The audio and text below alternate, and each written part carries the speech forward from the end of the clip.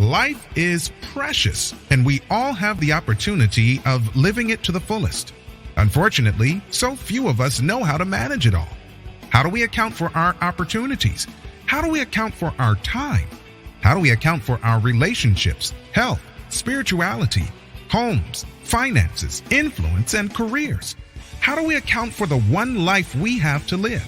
I am so glad you asked. In this program, you will find answers to all of these questions and more. Welcome to the Account for Your Life podcast with your host, the healthy accountant himself, Jay Moore. What's happening? And welcome back. I have a question for you. Are you able to control yourself? Yes. Are you able to control yourself? Do you have self-control? Today, we're talking about discipline or downfall. We're looking at Proverbs chapter 5 and specifically the last two verses of that text. And as I've read that text many times, it was almost like I got slapped in the face this morning because I realized that there was something lacking. Let's go straight to the Bible. Let's go look at what's in Proverbs chapter 5, and let's pretty much dissect it. And then we're going to find a few other scriptures that kind of lead back to this thing called self-control. So in Proverbs chapter 5, we're going to start at verse 22. It says, "The sins of the wicked are a trap. They get caught in the net of their own sin." What is sin? Sin is just, it's kind of like, you're just not doing the thing that you're supposed to be doing. That's what sin is. So say, for instance, this morning, yesterday, let's go to yesterday. Yesterday, I didn't do the things, or I didn't do as much of the things that I needed to do. And so what happened is I gave myself a goal of 500 push-ups every single day. And for the past 4 days, I wasn't controlling myself. I wasn't disciplined. Now, here's the thing. Did I do the 500 push-ups last night? Absolutely. I finished them the last 2 nights. But here's the thing, man, the last 4 nights, here's the thing. Well, the first night was a bust. And then the second night, so day 1 was a bust. Day 2, I got 350. And then 3, I got 5. And then day 4, I got 5. And so, but here's the thing. It was late at night. It's after 10 at night. And I'm like, oh, shoot. I got to get these push-ups in. But what I realized that there's a thin line between control and chaos, because what happens with chaos happens when you have things to do. And what happens, people are going to show up. Folks are going to give you a call. You're going to get a text message. You're going to get an email. Someone's going to want something else of you. What's going to happen? We're going to get caught up into the things that other people want. So we have to control ourselves. But in the text, it's talking about wicked people. We talked about that this week. It's talking about wicked. It's talking about sin. And a lot of times these words just kind of mess our brains up. We don't quite really understand sin and wickedness. Look, wickedness is just people who lack purpose. People who are not being the people that they are supposed to be. Who am I supposed to be? Whoever God said that is. That's who I'm supposed to be. What am I supposed to do? I have to figure that out. Verse 23, which is really the foundation's day. They die because they have no self-control. Their utter stupidity will send them to their graves. They die because they have no self-control. Their utter stupidity will send them to the graves. This is coming from the Good News translation. Discipline or downfall. It's 2024, right? And there is chaos already. There's been an earthquake. There was an earthquake in Japan. There was 2 planes crashed at an airport in Japan.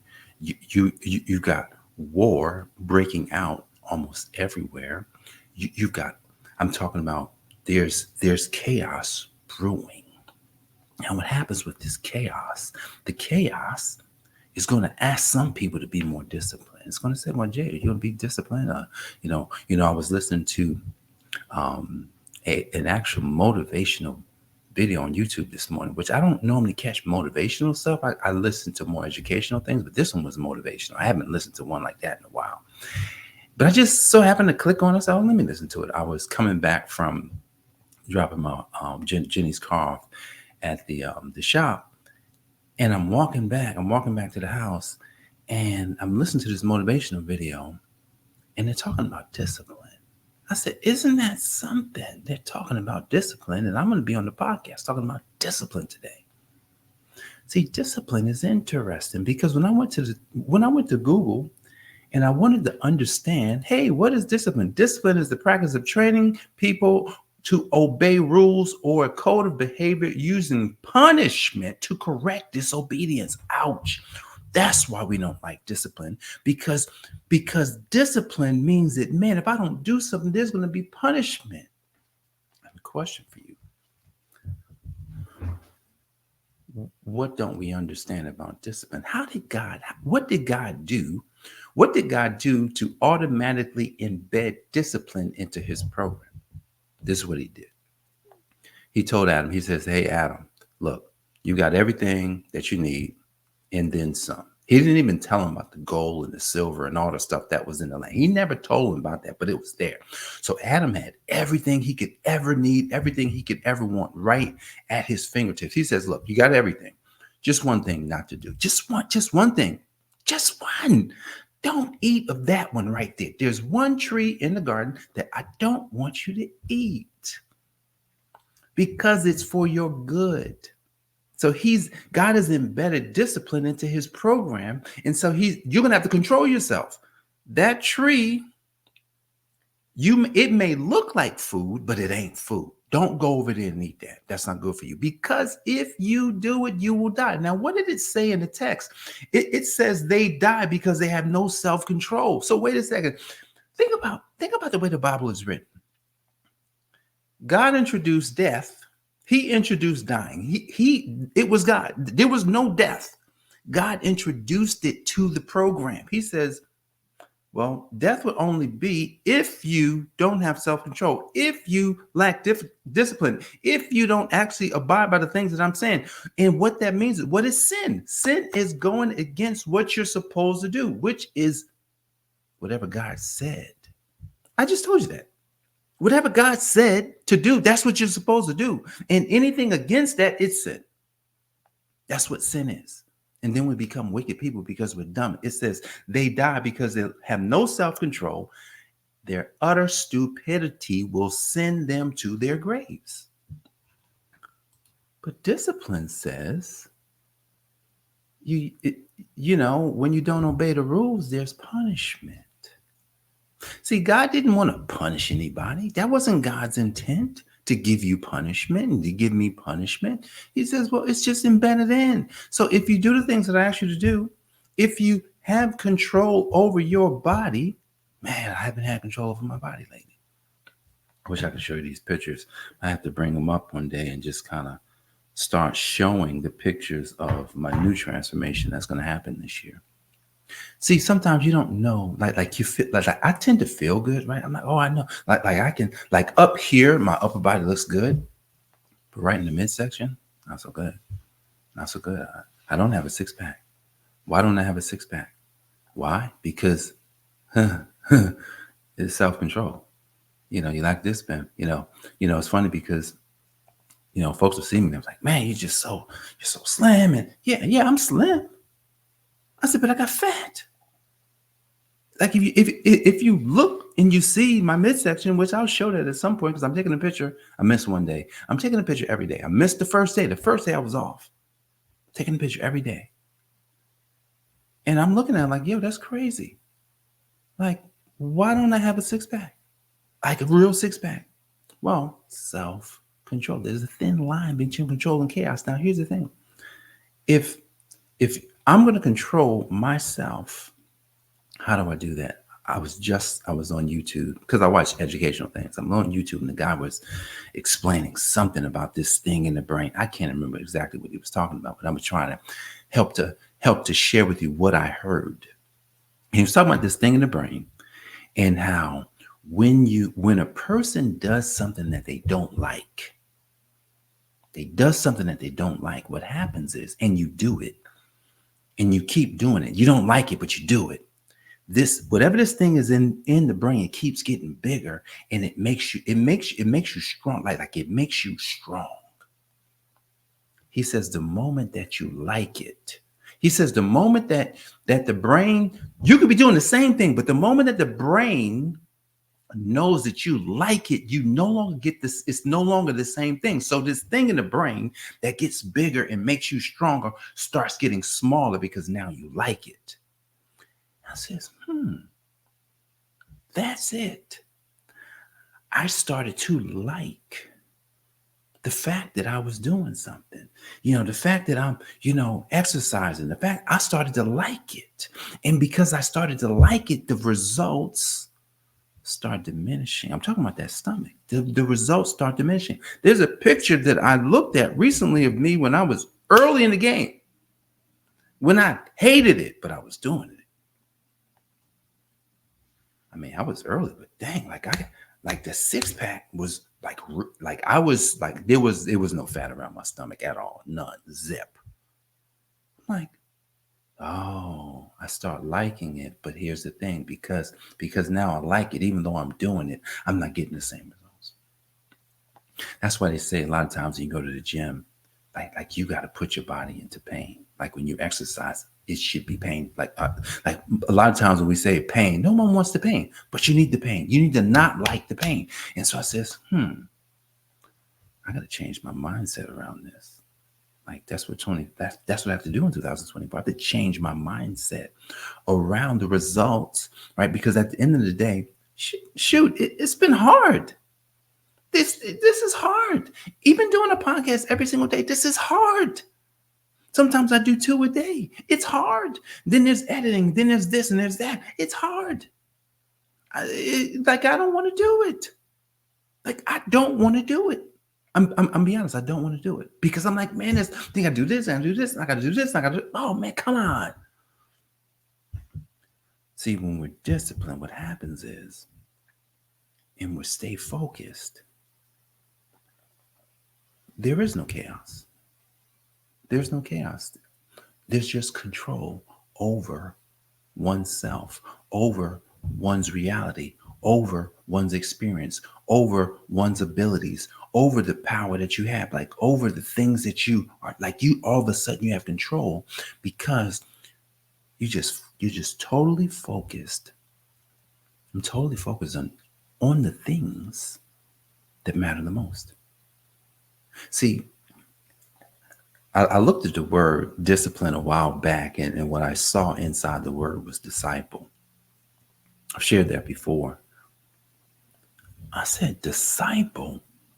Wait a second. So, guys, the Bible is written in such an interesting, it's written in an interesting cadence that sometimes the things that we're reading are not exactly what we're reading. It's something totally different. So if I were to look at, where's the word disciple being used? It's being used as the people around Jesus, the 12 people around Jesus. Now, I actually heard somebody speaking on this. Reverend Ike. If you know who Reverend Ike is, go on YouTube.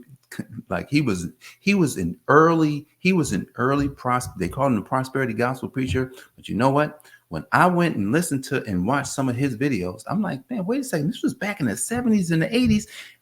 I went to my mom and says, Mom, do you know who Reverend Ike was? She said, I remember him. Like I sent her a video. Oh yeah, I remember. He was always just talking about money. That's right. You needed to be listened. You needed to be listened to a guy like that. Look at how brainwashed you was, where if you would listen to that guy, the guy, everybody wants money, but yet they want to talk bad about money. And he had this thing where he was talking about the disciples, the 12 disciples. Those are just disciplines. Each disciple represents a discipline that's embedded into that principle. I'm not saying that those weren't real people, but we have to look at the wording of stuff. Disciple is discipline. We're creating a disciple of ourselves when we stick to what we say we're going to do. It's easy to fall off. Man, it's so easy. It's easy to, like the beginning of the year when a lot of people make goals. Like it's easy to say, I guess I'm not going to do it. or I missed those days and it's probably not going to be worth it to start over. So when we look at the word discipline and we start to say, wait a second, the proverb says they die because they have no self-control. No self-control. And so where do I lack self-control today? That's a question. Where do I lack self-control? What's getting the best of me? You know, from November until the end of the year, I lacked a lot of self-control when it came to my eating. And I say that because, you know, sometimes you get lazy and you just figure, oh, it's just one day. And when I look back and I could say, well, if it was all of November and all of December, I have the scale. I have the scale to tell me and the pictures to tell me that, oh, you're not doing as good as you're not doing as good as you thought you were. So look, the discipline is the self-control, the ability to control oneself. That's what Google says it, you know, it means the ability to control oneself. That's all self-control is. Can I control me? Well, if I don't, here's what it says. They die because they have no self-control. Their utter stupidity will send them to their graves. Anybody want to go to their graves a stupid man or woman? Anybody want to, you know, want people at their funeral saying that, man, you know, they always talked about doing it, but I guess they never got to it. Do we want to, you know, have a funeral or be the, you know, the person that say, man, he said he was going to write these books. He said that he was going to create this business. He said that he was going to change the world. She said that she was going to do this. She said that she was going to take care of that. She said it. Man, I guess their life was cut short. See, a lot of times when we're at the funeral, it doesn't matter how old the person are. For some reason, their life was cut short. That's what most, just about every funeral, most people will say, I don't care if they're 80. Oh, they went too early. 90, they went too early. Now, went too early is like when the baby comes out and the baby lives a couple of minutes and the baby lives a year or 2 years. That's early. But here's the thing. I do know of a circumstance where there was a young kid. His name was Braden.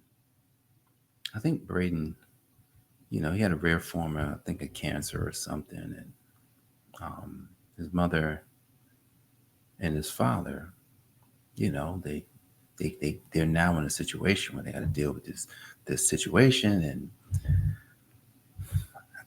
you know, they were praying just like we all do. We pray for the miracle. They were fasting. They were getting him anointed. And I think he's like 6 or 7. I can't remember exactly what age, but he was very young. And, you know, as believers, a lot of times we believe that the outcome is going to be no death. Now, he didn't die because he lacked self-control. He died because his life was marked by God. Now, it took the death for the parents to realize how special his short life was. See, a lot of times the discipline that God puts within our circumstances is to show us something that's even more beautiful than what we thought we saw. So we saw a kid who lost his life, got cut short at a very young age. What else did we see?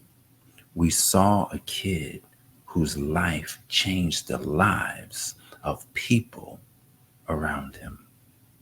People.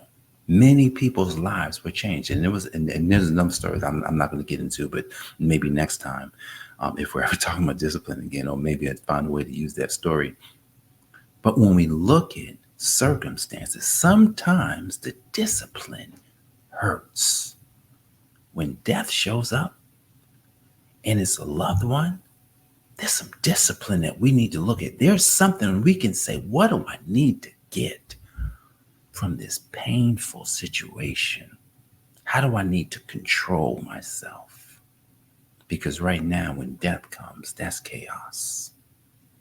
But that's why there's a thin line between control and chaos. Because when that kind of chaos shows up, are we able to discipline ourselves to the point where we can say, you know what? That life that was lived, whether it's 1 year, 2 year, 10 years, 100 years, 90 years, 80 years, whatever the years are, what can I get from it today? I'm going to control my experience so that whatever happens today, I'm able to deal with it. And I'm not going to be the person where the Proverbs is saying their utter stupidity will send them to their graves. Nope, won't be us. Because we're going to choose to be a disciple. We'll choose to be a disciple so that we can control our own experience, allowing God to transform our life. Would you stand with me today? Would you stand with me today in allowing us to lock arms in this type of discipline, this type of control, this type of situation for 2024, where no matter what happens, we come back and we say to ourselves, I will have self-control. I am disciplined. I won't go to my grave because I was stupid. I'm going to do the things. I'm going to do what's best for me, even though in a lot of cases it will feel like pain.